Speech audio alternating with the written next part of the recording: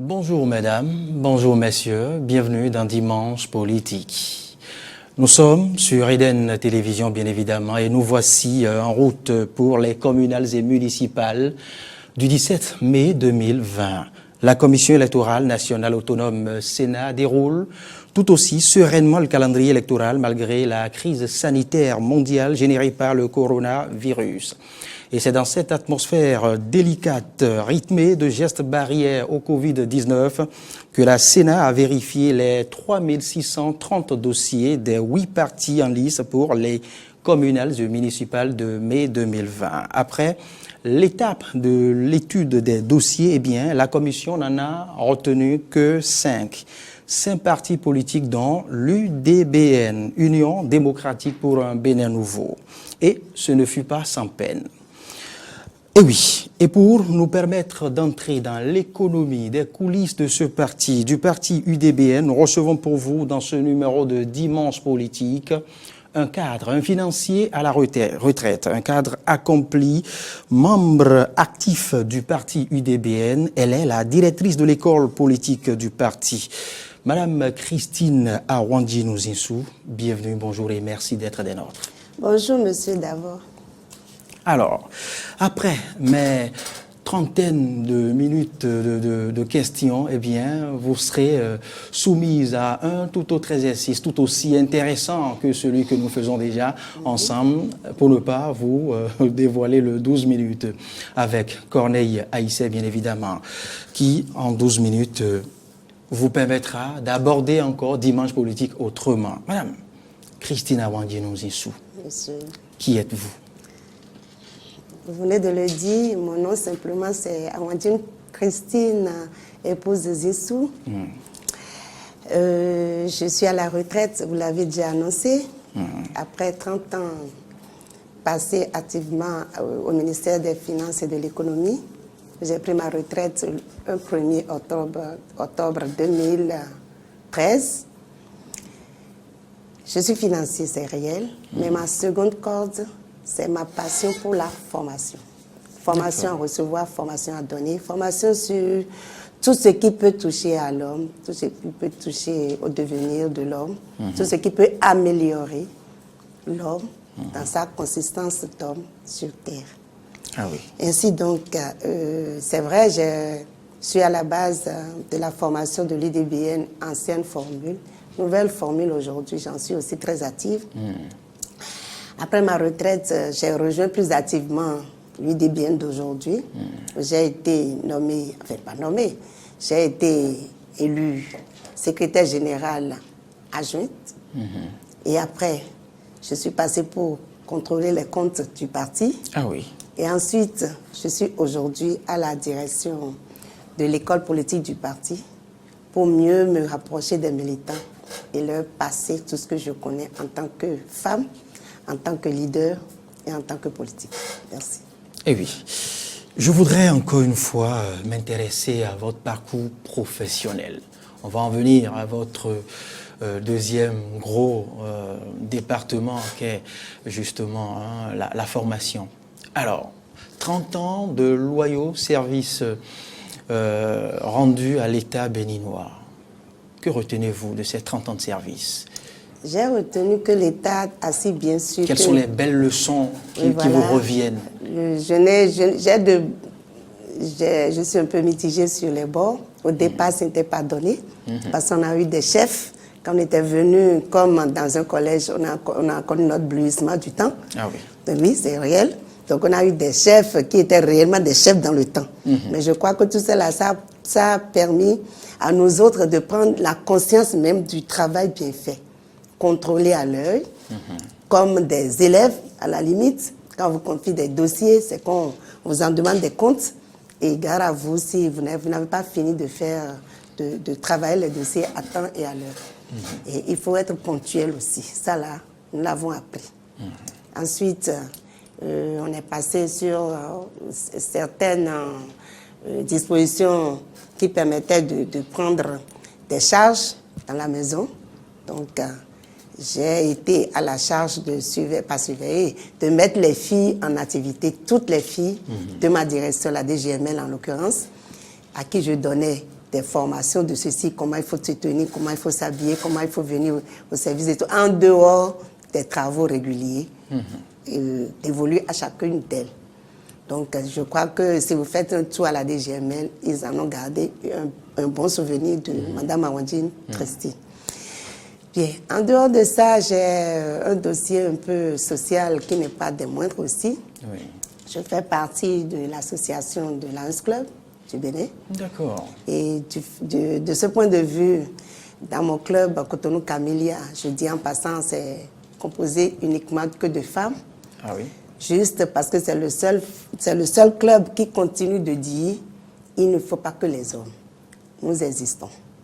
Et c'est ça là aussi, ça participe au creuset dans lequel je suis aujourd'hui. Il ne faut pas non plus que les femmes. Il ne faut pas non plus que des femmes. Il faut les deux. Il faut les deux, nécessairement. Et pour se faire entendre, il faut se mettre ensemble pour le faire. C'est vrai. Et passe, ça ne passe pas. Plus on est ensemble, plus on est plus fort. Ah oui. Donc du coup, passant la tête de mon club, en franchissant d'autres étapes qui veut bien être de l'organisation du Lions Club International, oui. on a acquis des dispositions qui aujourd'hui peuvent être très, très valorisées dans la vie et sociale en général. Donc, le côté formation de cette association du Bénin m'a attiré aussi. Je dirais que c'est ma seconde corde, la seconde corde à mon arc. Donc, ça m'a attiré aussi JSL. Donc, voilà. Madame Christine Awandine Zinsou, vous savez, le but principal de cet exercice, c'est d'aller à l'école des aînés. Parce que je vous l'ai dit tout à l'heure, dans les coulisses de cette émission, que les jeunes ont tendance à croire que les aînés n'ont fait que réussir. Est-ce que du collège, en passant par l'université, jusqu'au ministère, lors des différentes affectations, vous est-il arrivé une fois d'avoir échoué?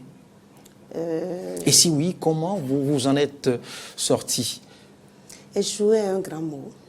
Je dirais que, comme on le dit, je suis très volontaire. Depuis mon enfance, je constitue un exemple de chez mes parents. Je n'ai pas trébuché dans le cursus scolaire. Ou pour faire avec un concept à connotation beaucoup plus améliorative, vous est-il arrivé de rencontrer des obstacles? Mais bien sûr, c'est de là que je voulais venir. Non, je ne parle pas d'échec. On peut parler d'obstacles et qui vous renforcent pour que vous franchissiez. D'accord. C'est vrai que ces obstacles peuvent être humains et surtout humains. Mais il faut avoir la force de caractère. Et quand vous franchissez ces étapes, vous savez que vous avez acquis quelque chose de neuf. Et ensuite, ça vous donne un respect immédiat en retour. Je ne dirais pas que tout a été beau. Pas du tout. Vous rencontrez des obstacles, même venant des proches de vous, même venant des femmes que vous voulez même défendre, même venant des hommes à qui vous ne savez jamais que des coups bas peuvent venir de ceux-là. Et pourtant, quand vous découvrez, vous tombez des nues. Mais il y a une chose que je vais dire à la jeunesse, il faut se forger à l'interne, savoir que la vie n'est jamais de tout repos. Il faut savoir, moi j'ai eu l'exemple chez moi, peut-être que c'est à cause de ça que je suis assez fortifiée, de savoir que celui avec qui vous êtes aujourd'hui peut se retourner contre vous demain. Donc, il faut être prêt à toute éventualité. Mais il ne faut pas, déshumaniser celui qui est en face de vous. Il faut lui donner toute la considération nécessaire, mais il faut être toujours prêt à savoir que c'est comme un panthère, ça peut faire volte-face. Vous savez, c'est toujours beau d'en apprendre des aînés. C'est cela, l'objectif principal de cette première partie de l'émission de Dimanche Politique. On va maintenant s'ouvrir à la deuxième partie de l'émission, celle qui consiste pour l'invité justement à apprécier la vie politique béninoise en général, la politique au Bénin. Donc, nous irons maintenant faire une immersion dans le landerneau politique béninois. Alors, Madame Christine Awandine Zinsou, nous sommes, je l'ai dit à l'entame, en route pour les municipales du 17 mai 2020. Vous ne me direz pas le contraire. Et le nouveau cadre juridique a voulu que ce soit justement un nombre de partis politiques plus restreint. Ça, on ne va plus remonter à cette histoire. Aujourd'hui, la Sénat a validé 5. Quelle lecture faites-vous de cette étape de ce parcours de la réforme du système partisan? Partisan. Je vous remercie, Monsieur Davor. La question est de mise. Je félicite d'abord les formations politiques qui ont pu, non pas reçu leur récépissé définitif, mais qui ont pu se présenter à cet exercice qui n'est pas de tout repos. Ah oui. C'est déjà une première étape. Vouloir se présenter, c'est-à-dire répondre à tout ce qu'il y a comme sollicitude à travers ce dépôt d'abord. Première étape, toutes mes félicitations pour les partis qui ont pu s'aligner pour vouloir franchir la première étape. C'est comme un examen, n'est-ce pas? Il faut bien se préparer.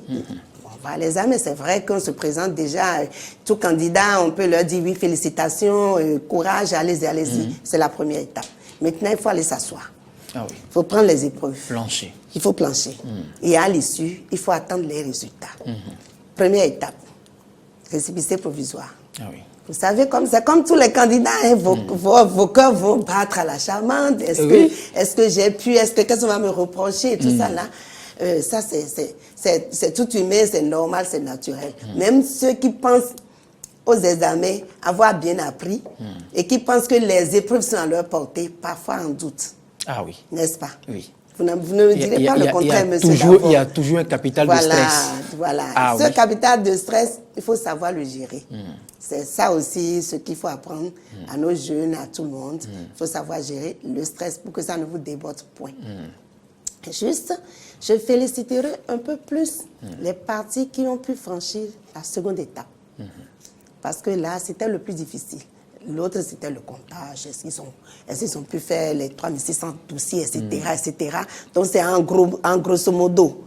Maintenant, pour aller dans les minutieux, il faut tenir dans, il faut être au nombre au départ. Voilà. Il faut avoir les 3630 dossiers. Voilà. C'est la première étape ordinaire. Tout le monde a pu le faire. Maintenant, il faut aller au nettoyage. Enfin, je vous dirais pas tout le monde. Il y a au moins un qui n'a pas pu. Bon, d'accord. Il y a au moins un qui n'a pas pu. Oui, il avait un surplus. Il avait un surplus. Comme on le dit, pas plus, pas moins. Ah oui. Donc, c'était ça, l'étape. Le juste nombre. Le juste nombre. Première étape. Deuxième étape, il faut aller au fin fond des choses, il faut aller minutieusement étudier et voir là où c'est pas bon, là où il faut corriger, etc. 112 heures, c'était pas de tout repos aussi. 112 heures, c'est pas peu. Je crois, mais sanctionné par le récépissé provisoire. Voilà. Donc, 112 heures après, quand on vous dit vous n'êtes pas à jour de ceci, vous n'avez pas fait ceci, etc., vous avez 112 heures pour corriger. Ah oui. Donc, ces 112 heures, tous ceux qui ont pu franchir les 112 heures encore, je les félicite parce que ce n'est pas de tout repos, comme je le dis. Je suis bien tenté de vous rafraîchir la mémoire. Je ne vous arrête pas, Mme Randinou, à travers. Parce que vous étiez au front. Peut-être que vous n'avez pas vécu, vous n'avez pas été à la place des spectateurs lointains comme nous. Non, pas du tout. Vous étiez au front, vous étiez à cheval entre le siège de votre parti et la Sénat. Certains, comme l'a dit la présidente de votre parti, il passait même littéralement la nuit. Oui. Ah oui, bien sûr. On va vous rafraîchir un peu la mémoire. Bien sûr. C'est ce que je disais que ce n'était pas de tout repos. Je vous dis que ce n'est pas de tout repos. C'est-à-dire que, comme on le dit, il a fallu que l'on s'y mette, qu'on prenne le taureau par les cornes et qu'on s'y attelle parce que ce dont il s'agit, c'est de franchir l'étape du récépissé définitif. Ah oui. Donc, c'est un challenge qu'il ne faut pas s'amuser. Il a fallu du chemin pour y arriver. Il a fallu du chemin, c'est réel. Pour arriver là. Pour arriver là. Oui. Et ce n'est pas l'UDBN seul. Je vous le souffle en passant. Oui. Toutes les formations politiques ont connu de quoi il s'agit. Autrement dit, ce n'est pas l'UDBN seul, ce ne sont pas les cadres de l'UDBN seuls qui ont transpiré. Non. Ils vous diront en vérité que c'est vrai. Dans les états-majors. On entendait venir aussi. Donc, du coup, personne ne peut se taguer aujourd'hui de dire « Ah non, nous on était... C'est nous, on n'a pas eu de... » Non mais attendez, on n'est pas né de la dernière pluie, n'est-ce pas? Vous êtes d'accord avec moi? Donc tout le monde a transpiré. Tout le monde a transpiré. Tout le monde a dû se battre pour ramener les dernières pièces. Les dernières pièces et être dans les 112 heures requises. Voilà. Alors, Madame Christine Arwandino-Zessou, on va maintenant passer à toute autre étape. Et c'est dans cette autre partie de l'émission que je vais, comme je vous le disais tout à l'heure, rafraîchir la mémoire avec les différentes étapes. On va remonter à une certaine heure chaude de l'état-major de l'UDBN, où à peine les cadres que vous croisiez sans pouvoir vous regarder, sans pouvoir vous serrer la main. Et vous vous rappelez, c'était à quelques heures. On était là à quelques heures du dépôt des dossiers. Vous vous rappelez? On remonte à la régie pour suivre ces heures chaudes de l'état-major de l'UDBN.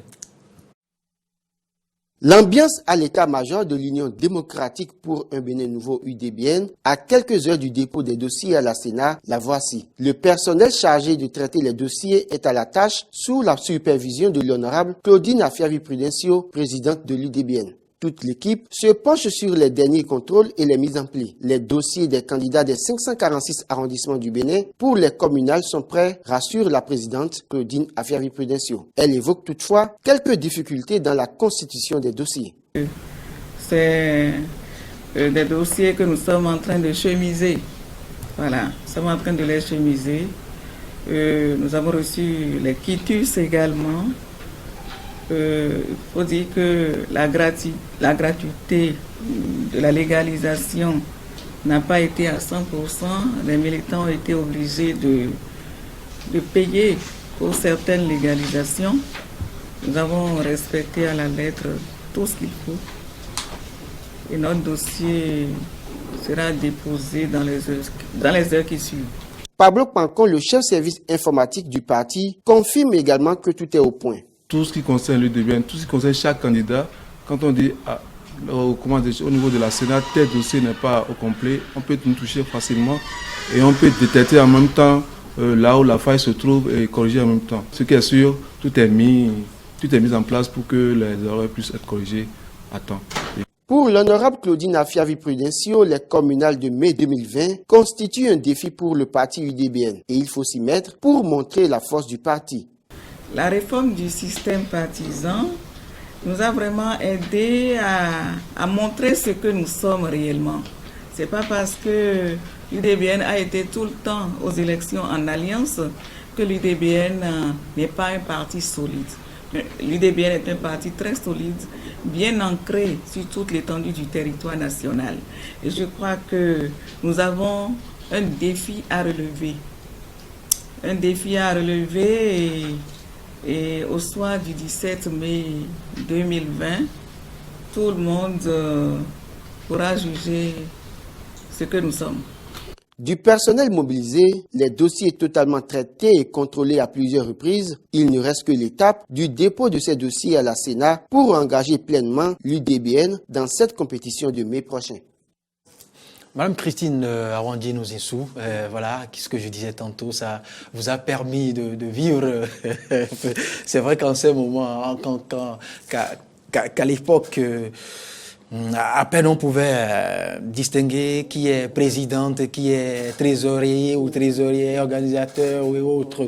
Il y avait, on a constaté pour l'équipe, pour le peu qu'on a reçu de l'équipe, il y avait une bonne dizaine de commissions et sous-commissions informatiques. Il y avait ceux chargés de vérifier tel ou tel dossier. Alors, comment tout cela a pu être bien géré de main de maître par la présidente pour qu'on en soit aujourd'hui au récépissé définitif? Très bien. La personnalité de la présidente est forte et ordonnée. Et depuis lors que nous savions que ces dossiers seront déposés et qu'il faille mettre en place tout un système de coordination de l'informatique jusqu'à la vérification dernière. Donc tout ça a été organisé de main de maître par elle et par son équipe directe. Son équipe, comment dire, l'équipe qui tourne autour d'elle. Oui. Donc du coup... Le noyau. Le noyau. Donc vous pouvez aisément comprendre et voir, et vous en êtes témoin, vous en avez parlé tout à l'heure, qu'il y a une organisation qui est mise en place et qui ne souffre pas de choses là, qui ne souffre pas du tout d'incohérence, de sorte que l'informaticien vient de vous dire, si la Sénat tape sur un dossier pour dire, il manque telle pièce, déjà l'informatique, on peut savoir effectivement que cette pièce est manquante et qu'on est déjà en train de la faire venir pour mettre. Donc, du coup, cette organisation nous a permis d'être à temps, à l'heure. Et c'est justement cette flux d'organisation qui a permis je dirais, de réunir les dernières pièces qui manquaient. Sinon, les 72 heures, peut-être, ne vous auraient pas... Ne suffisaient pas, justement. Voilà. C'est de ça qu'il s'agit. Je vous dis que l'informatique était outillée de manière à ce que, quand on va recevoir les choses là, les remarques de la Sénat, ce ne serait pas le moment maintenant de commencer à courir à droite. On était fin prêt pour pouvoir mettre les pièces manquantes à jour. Il y avait un dispositif d'anticipation en quelque sorte. Tout à fait. Mais ce ne fut pas sans peine, Madame Wandjinou. Ce fut un exercice de nerfs. Mais dites-moi, monsieur le journaliste, quelle œuvre humaine est sans peine? Il n'existe pas, à moins que vous ne soyez, je ne sais pas, un robot. Même le robot a été conçu par l'homme et ce n'est pas sans peine. Il fallait réfléchir, anticiper, savoir que le robot doit sortir sa main à droite, doit aller intervenir à droite, à gauche. Donc, aucune œuvre n'est sans peine, n'est-ce pas? Ah oui. Et dans cette coulisse, dans cette atmosphère, il y avait aussi une guerre inter-état-major, une guerre psychologique. Je ne sais pas si vous l'avez vécu à l'UDBN. Il y avait par état-major, de la part des états-majors des autres partis, les autres partis qui se lançaient de petits pics sur les réseaux sociaux ou par médias interposés comme quoi, nous sommes déjà prêts depuis quelques jours. On attend que la Sénat...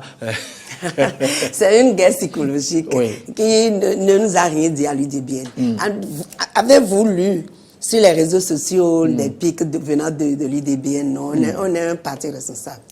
On sait là où on va, on sait ce qu'on veut. Et cette guerre psychologique ne peut jamais nous atteindre, nous autres, parce qu'on a notre tête sur nos épaules. Merci. Et c'est ainsi que l'UDBN en est arrivé à son récépissé provisoire, plus tard au récépissé définitif. On fait un break rapidement à la régie pour revivre les premières secondes de l'obtention de ce récépissé provisoire. Je suis très satisfaite du récépissé provisoire que nous avons reçu. L'attente a été longue, certes, mais il s'agit quand même de 3630 dossiers à vérifier.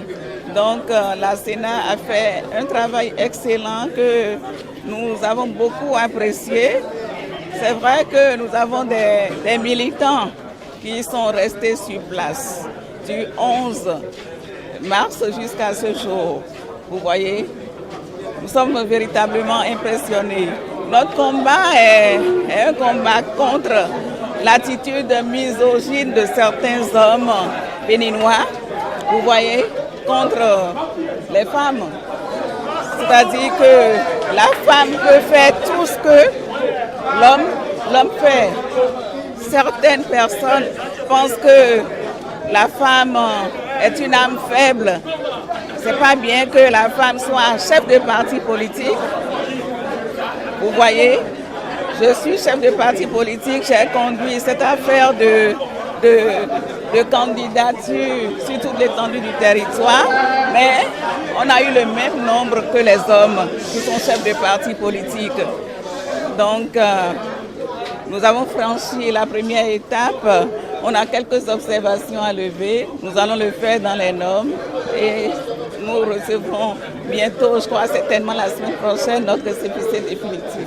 Donc nous allons rester dans le délai, ne vous inquiétez pas du tout, et nous allons déposer tout ce qu'on a reçu comme observation. Les observations sont-elles nombreuses? Pas vraiment, il s'agit de quelqu'un qui tue, etc.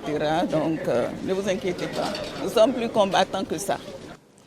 Mais qu'est-ce qui motive cet optimisme aussi exprimé? Qu'est-ce qui justifie ce courage de la présidente votre à l'UDBN, Madame Christina Wandjinou? Monsieur le journaliste, monsieur, d'abord, Madame la présidente, ce n'est pas une unité isolée. Vous allez commencer par voir, je ne vous indexe pas négatif, vous allez voir ce courage au niveau de votre mère. Vous remontez de la mère, courageuse, qui vous a donné l'éducation que vous avez reçue aujourd'hui, non sans peine, mais qui avait comme conviction, mon fils doit devenir quelque chose.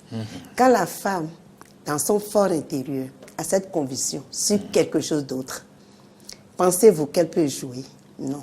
Donc la même conviction qui donne à une femme ce courage d'élever ses enfants contre et envers tout, c'est cette même conviction qui anime Madame la Présidente Afia-Vie Claudine Prudencio et qui rejaillit sur nous tous parce que nous sommes son staff proche et qui rejaillit sur tous ceux qui sont proches de lui, hommes comme femmes, cette grande conviction qu'on a de faire de ce Bénin un Bénin qui nous appartient à tous, où nous avons notre pierre à ajouter à l'édifice national. Cette grande conviction nous anime et l'anime au plus haut degré, est notre leader.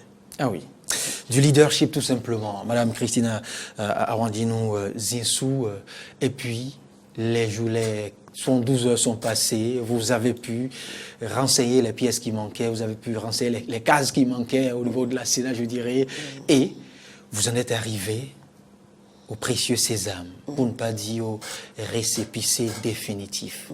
À l'obtention de ce récépissé, quelles ont été les impressions des militants ordinaires, des responsables que vous êtes? Voilà, les coups de fil, les appels, les acclamations, mais c'était l'euphorie générale. Ah oui. On était tombé juste, je ne dirais pas le coronavirus là est venu nous empêcher notre liesse dans la rue et tout. Mais bon, ça n'a pas empêché que l'euphorie soit vécue, soit exprimée à tous les niveaux de tous nos militants, du nord jusqu'au sud. Satisfaction générale et, comment dire, euphorie à ne pas en finir. Et cette euphorie continue de nous soutenir pour la suite. Oui, je vais me faire un peu indiscret. Quel a été le secret? Qu'avez-vous corrigé au niveau d'avril 2019 à maintenant pour pouvoir passer le cap? Elle vient de le dire, tu as passé l'émission, le shot. On se rappelle elle te l'a dit. Elle vient de te dire que c'est quelques comment dire, pièces qui manquaient à nos dossiers. Et ces pièces, je viens de le dire, qu'au niveau informatique, sont déjà connues de nous. Donc ce n'est pas une chose nouvelle que nous révélait la Sénat. Autrement dit, l'UDBN a tiré une véritable leçon de son échec d'avril 2019. Oui, si tu le dis comme ça, je ne dirais pas oui, je ne dirais pas non. Je te dirais oui, simplement parce que le parti était à parti était à jour. Je te le rappelle aussi, il faut que la mémoire te revienne aussi sur ça. Là, la partie, le crayon, le disions qu'on était à jour. Bon, je ne sais pas. Dans le temps, c'était ce qui devait être et qui a été. Donc, du coup, sachant aujourd'hui que l'UDBN ne devait être en reproche de rien du tout, nous avons pris nos dispositions. Attends. Nous avons anticipé sur tout, nous avons anticipé sur beaucoup de choses. Et du coup, les 112 heures étaient passées aisément avec nous. Madame, dis-nous, l'UDBN devra maintenant faire face à d'autres formations politiques. 4 grosses formations, tout aussi grosses formations politiques, pour ne pas citer les Républicains, le Parti Bloc Républicain, le Parti Union Progressiste, les Foscories pour un Bénin émergent, le PRD qu'on ne présente plus. Alors, comment faire? Comment se préparer pour partager les suffrages avec ces grosses formations politiques, puisqu'il y a un enjeu capital, les 10%? Moi, je ne trouve pas de formation grosse. Tu m'excuses. Il n'y a pas de grosse formation. Tout le monde a déposé 3630 dossiers. Qui en a déposé plus, on te sort. Si tu en déposes moins, on te sort. Du coup, est-ce qu'à l'échéance où nous avons reçu chacune des formations présentes, a reçu son récépissé définitif, est-ce qu'on a dit qu'il y a grosse partie, il y a gros parti, petit parti? Non. Il n'y a pas de gros parti dans le Bénin. Tous les partis s'égalent. Moi, je le dis, je l'affirme. L'UDBN est au front et bien assis dans le Bénin profond comme dans le Bénin proche de la mer. 3600 dossiers aisément récoltés, déposés à temps, le quitus donné à tout le monde. Mais alors, où se trouve le gros parti? Nous sommes tous à pied égal, sinon que l'UDBN fait peur à beaucoup. Puisqu'on ne parle pas, nous ne parlons pas, nous ne disons rien. Et pourtant, on nous voit tout de suite. Et dans ce cas-là, la guerre psychologique dont tu as parlé tout à l'heure... Donc votre formation politique, le silence des cadres de votre formation politique mais bien sûr, est stratégique. Est stratégique. Et dérange, et perturbe déjà. Et dérange et perturbe. on compte sur nous, on peut compter avec nous, on peut compter sur nous. Voilà. Ah oui, parole de femme, courage de femme, justement. On est à quelques minutes, Madame Awandinou, des 12 minutes avec Corneille Aïssé, mais pas avant de revivre l'obtention du récépissé définitif. Ah oui, l'étape principale. Ah oui, parce qu'il le fallait pour se savoir en liste maintenant pour les communales et municipales de mai 2020. On revit l'obtention du récépissé définitif et après les 12 minutes.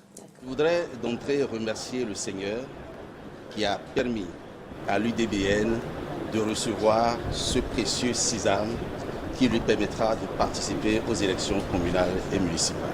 Je voudrais également profiter de l'occasion pour féliciter la Dame de Fer, l'Amazone des temps modernes, Claudine Prudencio.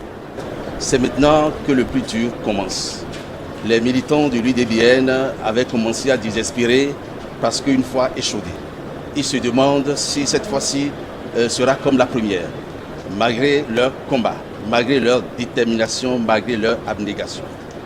Ils savent qu'ils doivent retrousser les manches, retrousser les pantalons pour aller à la conquête de l'électorat.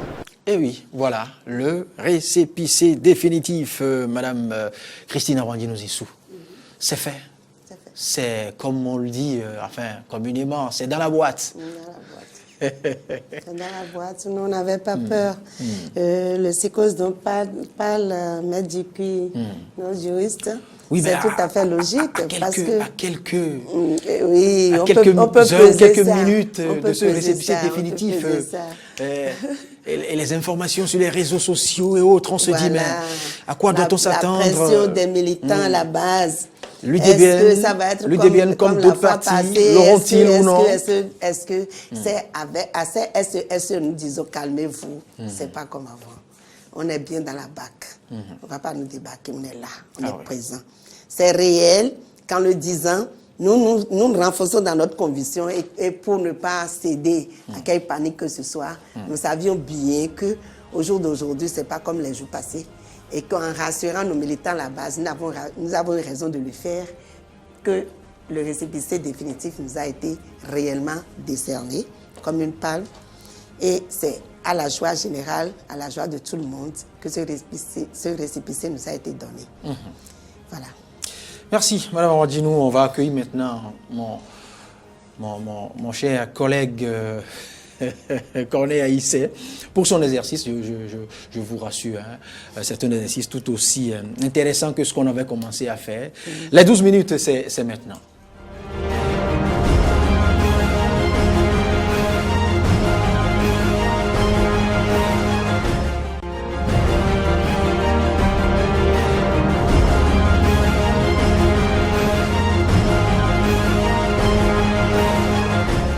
Madame Awandinou, bienvenue sur le plateau du décryptage, les 12 minutes pour aborder, plateau du dimanche politique plutôt, alors les 12 minutes pour aborder autrement l'actualité.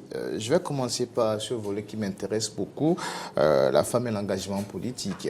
Madame Awandinou, y a-t-il des sacrifices à faire pour une femme qui réussit en politique comme vous? Merci, Monsieur Corneille. S'il y a des sacrifices par lesquels passe une femme qui va dans l'engagement politique, je dirais oui. Parce que premièrement, il faut déjà se préparer psychologiquement. Si vous prenez comme option de faire votre chemin politique, s'y préparer, c'est-à-dire aller dans des formations, se faire former à la chose, parce qu'on ne saute pas du jour au lendemain pour devenir politique. La formation est une rubrique sur laquelle il ne faut pas cracher du tout. Il faut prendre au sérieux. Une femme leader doit être préparée, doit se préparer, être préparée à la chose publique. Et pour ce faire, il y a des choses sur lesquelles il faut passer. Par exemple, des heures que vous allez passer à la maison, il va falloir en prendre là-dessus pour pouvoir être disponible pour le travail. Aussi, si à la maison, vous deviez préparer des choses à l'avance pour pouvoir mettre monsieur à l'aise, c'est aussi une part de sacrifice, parce que là, c'est préparer plusieurs choses à la chaîne pour pouvoir dégager de son temps et être disponible pour le travail que vous voulez faire. Et dans votre cas spécifiquement, comment ça a été? Dans mon cas à moi, je dirais que j'ai un peu plus de chance peut-être que d'autres. J'ai de grands enfants et ils ne sont pas là. Donc je suis plus disponible pour faire le travail que je suis en train de faire. Et s'il ne s'agit que de la maison, j'ai su m'organiser de manière à être très, très disponible pour la chose politique. Et justement, donc, la question et ce n'est pas le cas de tout le monde. Justement, c'est en cela que l'école politique du parti intervient. Très bien. L'école politique du parti intervient pour éduquer nos militantes à pouvoir tenir leur maison. Éduquer nos militantes à pouvoir venir à la chose politique sans pour autant mettre la maison en branle, sans que leur mari ne se mette en blocage pour leur évolution. Comment est-ce qu'il faut continuer à être dans la politique et éduquer ses enfants? Comment est-ce qu'il faut être dans la politique et continuer de mener son petit commerce ou bien ses activités commerciales? Et comment est-ce qu'il faut vivre en politique avec les autres? Une sorte d'éducation au militantisme. Voilà. Une sorte d'éducation au Une militantisme. sorte d'éducation au militantisme. Voilà la chose nécessaire à l'école du parti qui s'y attelle tout le temps. Et quel est le type de militantisme que vous prenez au sein de l'UDBN? Voilà. Il faut premièrement un engagement, l'éducation pour savoir que la chose politique, la chose nationale est une chose commune dont il faut nécessairement tenir compte, c'est-à-dire qu'il faut y aller et apporter sa pierre à l'édifice commun. Il ne faut pas rester en arrière pour dire c'est l'affaire des autres. Donc ça veut dire quoi? Ça veut dire qu'il faut forger les autres au militantisme national. Il faut forger les autres à la conscience nationale. Il faut forger les autres au devenir de la nation. Nul n'est de trop pour faire de notre Bénin un pays bien à tout point de vue. Alors, donc, du coup, voilà. il y a une partie de mes questions que vous avez semblé déjà évoquer au cours d'une discussion avec un voisin la dernière fois, parlant bien sûr de l'engagement des femmes en politique. Et il m'a laissé entendre catégoriquement qu'il ne laisserait jamais, lui, sa femme faire de la politique parce que cela peut ouvrir la voie à beaucoup d'autres choses que vous savez très bien dans la société que nous sommes. Qu'est-ce que vous avez à dire à ces hommes-là aujourd'hui? Puisque nous savons qu'au sein de votre parti, ça draine beaucoup de femmes. Voilà, justement, ces hommes-là sont en minorité aujourd'hui. Parce que entraîne à l'évolution mondiale, le langage masculin doit pouvoir changer. Et quand une femme exprime son désir de s'associer à une formation politique, il faut plutôt l'accompagner que de le réfréner. L'éducation que nous donnons, certes, il y a eu des cas, et ça ne manque jamais. Il n'y a pas de règle sans exception. Il y a eu des cas sur lesquels les hommes prennent ces quelques cas pour dire que c'est à travers ces cas-là qu'on ne laissera pas la femme aller s'exercer à la chose publique, alors que la gestion féminine est la meilleure. Donc du coup, moi je dirais à ces hommes d'avoir confiance en eux-mêmes. C'est le manque de confiance en soi qui rejaillit sur l'autre. D'avoir confiance en eux-mêmes et de participer à la vie de ces femmes-là qui se sentent capables d'aller vers la chose publique pour aller vers la gestion publique. De les accompagner au lieu d'être un frein pour elles. Très bien.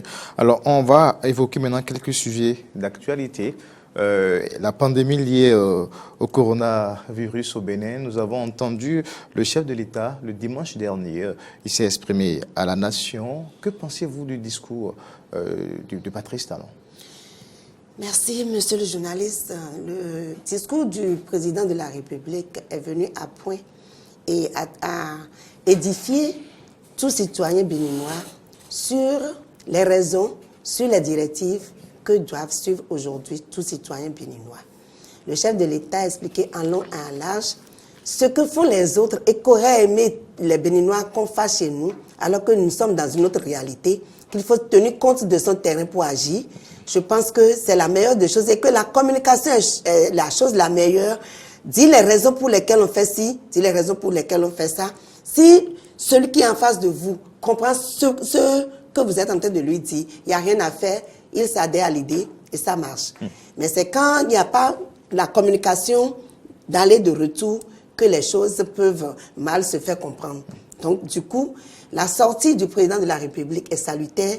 La sortie du président de la République est une très bonne chose pour nous, citoyens béninois. Et ça, je l'ai entendu de plusieurs bouches. Et ce n'est pas moi seul qui le dit. Est-ce que ce n'est pas là un langage un peu politique de la question? Non, du tout, parce que vous avez promené votre micro. Ce n'est pas moi la première, non? Alors, quand on revient sur, par exemple, le confinement qui a été adopté dans beaucoup de pays, c'est vrai qu'au Bénin, on a dit qu'on n'a pas les moyens pour le faire. Certains ont vu, on dit que ça paraît un peu une option un peu suicidaire quand nous savons à peu près ce que ça crée en termes de dégâts dans les autres pays. Quelle est votre position réellement par rapport à cela? Oui, mais moi, je pense que il faut, quand l'autre tire la hache pour aller couper l'arbre qui est devant toi et que tu n'as que coupe, il faut prendre coupe. Il ne faut pas prendre la hache, il faut pas vouloir hache jusqu'à ce que l'arbre qui est devant toi puisse venir t'abattre. Prends ton coupe et coupe l'arbre petitement jusqu'à le faire tomber, alors qu'avec la hache, on coupe grand et ça tombe. Vous allez avoir le même résultat sans prendre les mêmes outils pour le faire. Je pense qu'il faut aussi prévoir l'après-corona. Et qu'avec notre économie je gagne aujourd'hui, c'est ça que je mange ce soir, est-ce qu'en réalité, le président de la République n'a-t-il pas raison? Il faut voir votre réalité, il faut voir ce que vous avez pour pouvoir vous comparer aux autres. Vous êtes alors d'accord avec le président de la République qu'il faut combattre le mal? Justement, tout ce qu'on a dit en matière d'hygiène, il faut qu'on respecte ça. Respectons déjà, faisons notre part de la chose avant qu'on nous dise, on crie à droite, à gauche pour dire, il y a ci, il y a ça. Quand on crie au voleur alors que le voleur n'est pas encore dans votre cour, vous voulez quoi? Vous allez ameurter les voisins pour rien et finalement, on ne va plus vous croire. Quand le réel voleur viendra chez vous, on ne va plus vous croire. Nous, on n'a pas encore l'épidémie à grande échelle chez nous. Nous prions pour que ça n'arrive jamais. Mais déjà, notre part, faisons-la. Qu'est-ce qu'on nous demande de faire? Se laver les mains régulièrement. Porter, c'est parce que nous sommes à une distance de mètres entre nous. Tout à fait. Sinon, il faut porter le port de masque pour pouvoir ne pas recevoir en direct la salive de l'autre, le souffle de l'autre, pour l'ingérer et que vos voies respiratoires soient à tête de ce virus dangereux qui fait du mal un peu partout. Donc déjà, si nous faisons notre part de la chose, l'État, le gouvernement, lui aussi fera sa part de choses. Et si on suit et en même temps qu'on signale que le voisin à côté ou celui qui est à côté de moi, tous, il faut aller voir. Il faut téléphoner, il faut dire, il faut appeler. Je crois que si tout le monde est sur le qui-vive, ce fléau passera à côté de nous sans faire grand ravage sur nous. Ça, c'est ma prière, c'est ma conviction personnelle. L'actualité politique au Bénin, c'est également les 4 ans du régime au pouvoir. On parle du temps de la moisson aussi. Madame Awandjinou, quelle appréciation donnez-vous à la gestion de Patrice Talon? Je ne vais pas vous laisser appréhender forcément la question dans sa globalité, mais sur quelques 2 volets, politiquement parlant, et puis concernant l'amélioration des conditions de vie des femmes. Vous avez suivi qu'aujourd'hui, les femmes sont à l'embouin de tout ce que fait le président Talon. Vous avez vu qu'on a donné plus de facilité aux femmes d'aller vers les microcrédits. Vous avez vu que maintenant, on ne pousse plus à la roue, les taux sont étudiés à la baisse. Voilà comment on accompagne socialement ces femmes qui constituent 52% de la population.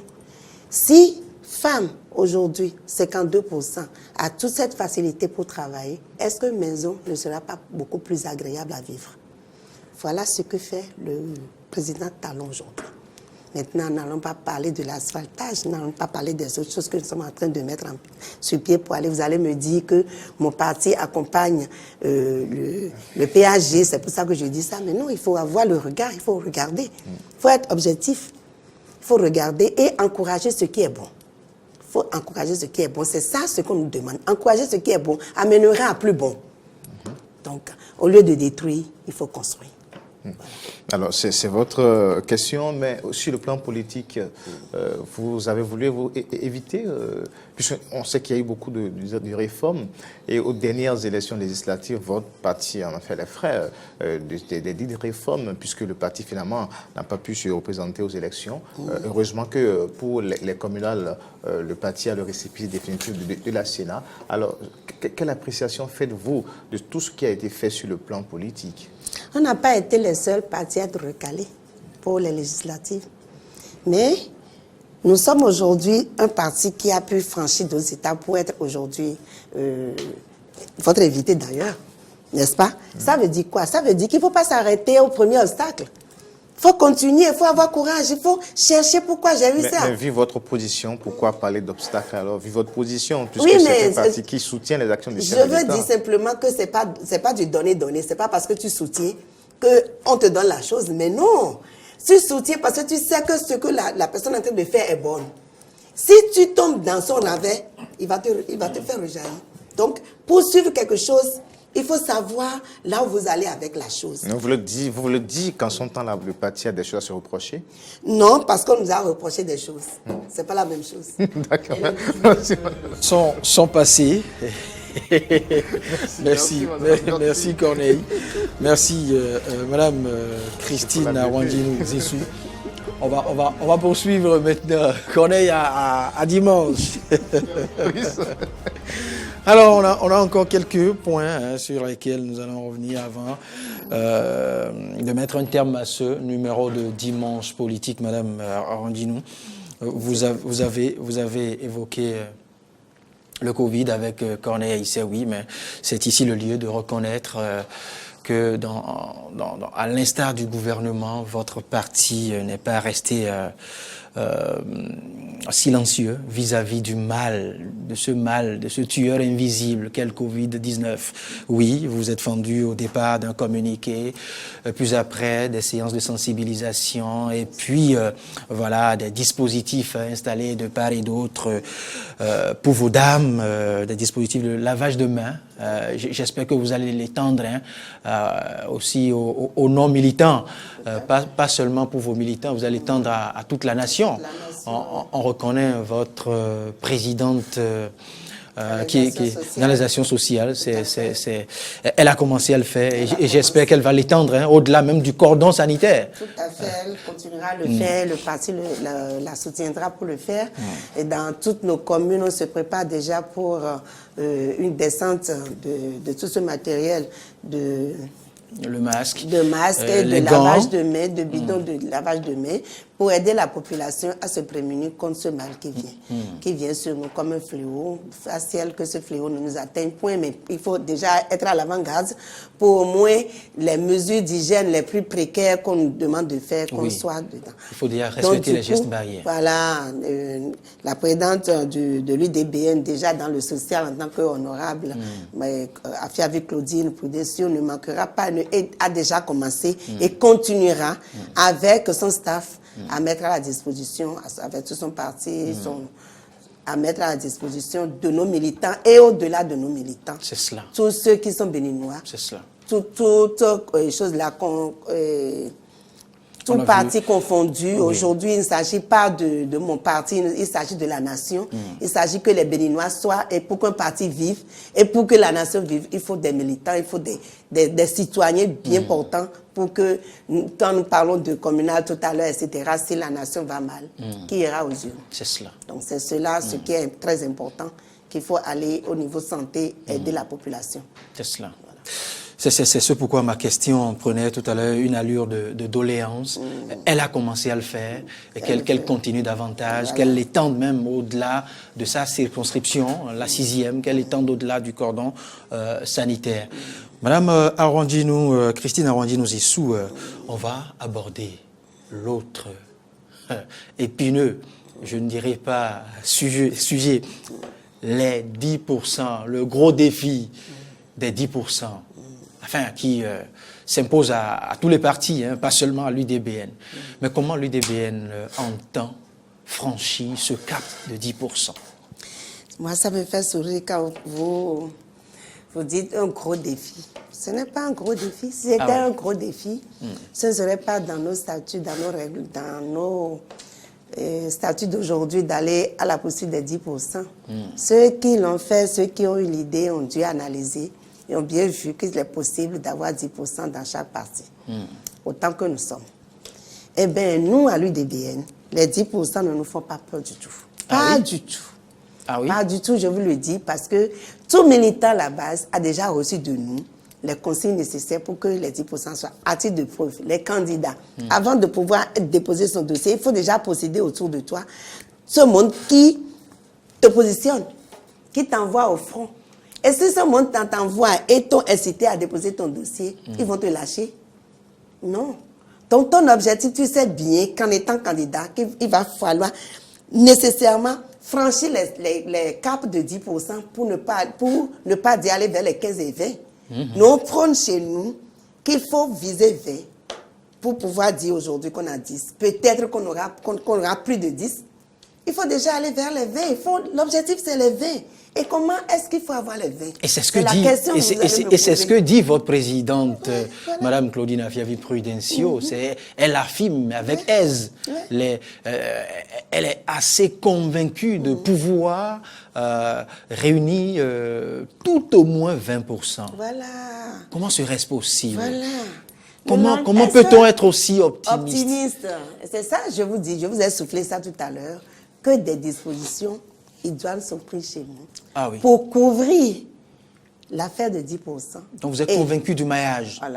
Le maillage est fait de manière à ce que... Mais regardez, aisément, l'UDBN a eu les 3630 dossiers. Oui ou non? Et la preuve a été donnée que le récépissé définitif est dans nos mains.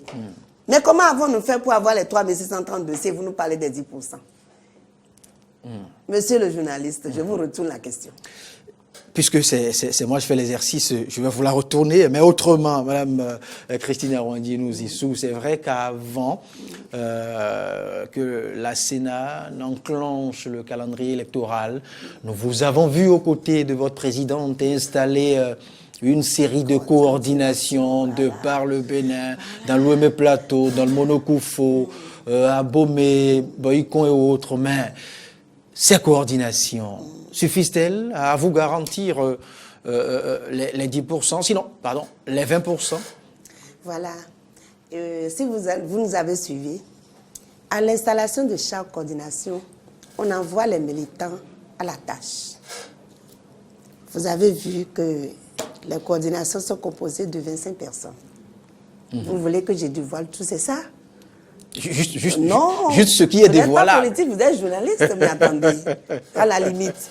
Donc je vous dis, je vous ai dévoilé un tout petit peu. On reste dans la limite de l'indiscrétion. Dans la limite voilà. Donc ils sont envoyés en mission.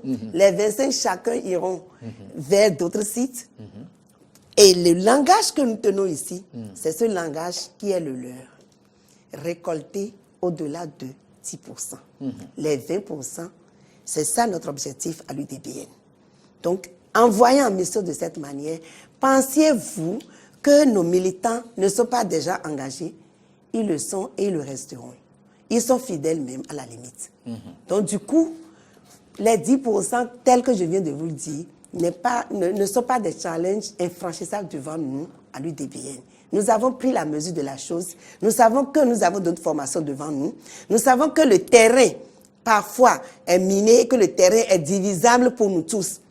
Dans ce cas-là, nous marchons la tête haute, sachant bien que en regardant plus bien haut, l'obstacle qui est là, on peut franchir aisément. Quand tu marches tête basse, tu cognes les pieds.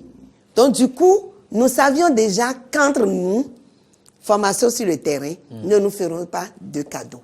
On nous a envoyés tous, nous allons récolter tout ce qu'il faut pour au soir du 17 mai, que le sourire soit aux lèvres de tous les militants de l'UDBN. Donc vous pouvez compter sur nous que l'affaire de 10%, c'est stratège, c'est avec nous et que nous allons nous étonner au moment opportun. Donc permettez-moi de ne pas dévoiler à la face publique les stratégies qui sont les vôtres. Tout ce qu'il y a comme stratégie je suis d'accord. nécessaire pour racler nos 20% que nous donnons comme objectif, que nous puissions le faire. D'accord. Madame Christine Arwandi-Nouzissou, on ne va quand même pas oser, on ne vous ferait pas cet affront de nous donner vos stratégies, de vendre les stratégies à la face du monde. Maintenant, quels sont les défis et perspectives du parti pour ces communales et au-delà, au lendemain de ces communales? Tout à fait. Monsieur le journaliste, monsieur Davor, merci. L'UDBN, vous l'avez compris, par l'assaut à la conquête des sièges. au jour d'aujourd'hui parce que les communales, c'est les élections de proximité. Ah oui. Et la gestion réelle même de la nation, c'est au niveau communal. Ah oui. Vous êtes d'accord avec moi? Bien sûr. Parce que la base, c'est ça la gestion. En haut là, c'est l'administratif. C'est cela. Donc, si nous avons comme perspective d'avoir beaucoup de sièges, ça veut dire que nous préparons l'avenir de demain. N'est-ce pas? Ah oui. Que nous visions plus loin. N'est-ce pas? Que l'UDBN À demi-mot. espère on vous aura exister compris. au-delà des communales. Donc, notre objectif, c'est d'avoir beaucoup de sièges pour pouvoir aller vers les présidentielles et aller à 2026 pour le restant. Merci. Madame Christine Arondino Zissou, vous êtes la directrice de l'école politique du parti UDBN. Avec Corneille, vous avez dévoilé quelque peu quels sont les attributs de cette école que vous dirigez. Qui sont ceux qui sont vos potentiels, vos apprenants, les militants d'office, les militants UDBN ou autres personnes à l'externe? Non, nous sommes dans un parti, dans un creuset. C'est le creuset Mais vous UDBN, éduquez, on va pas mais faire. vous éduquez Non, quand non, même. on ne va pas faire Nous ne sommes pas le seul parti existant. Donc, tout citoyen se doit aujourd'hui d'appartenir à un parti pour pouvoir valoriser ses valeurs et faire de la nation à son image. Madame Christine Arondino Zissou, vous merci remercie, pour monsieur l'optimisme, Davor. merci pour le courage. On se retrouvera peut-être au lendemain, juste au lendemain des municipales et communales du On 17 fera le mai point. pour faire On le fera point, le point, pour faire le point Monsieur Davor, et croiser. Ce serait avec plaisir que je vous retrouverai pour faire le point avec vous. Merci à vous, C'est merci moi, à c'est toutes moi, et à tous c'est moi qui d'avoir vous remercie. de nous avoir suivis. C'était Dimanche Politique. Merci et à dimanche.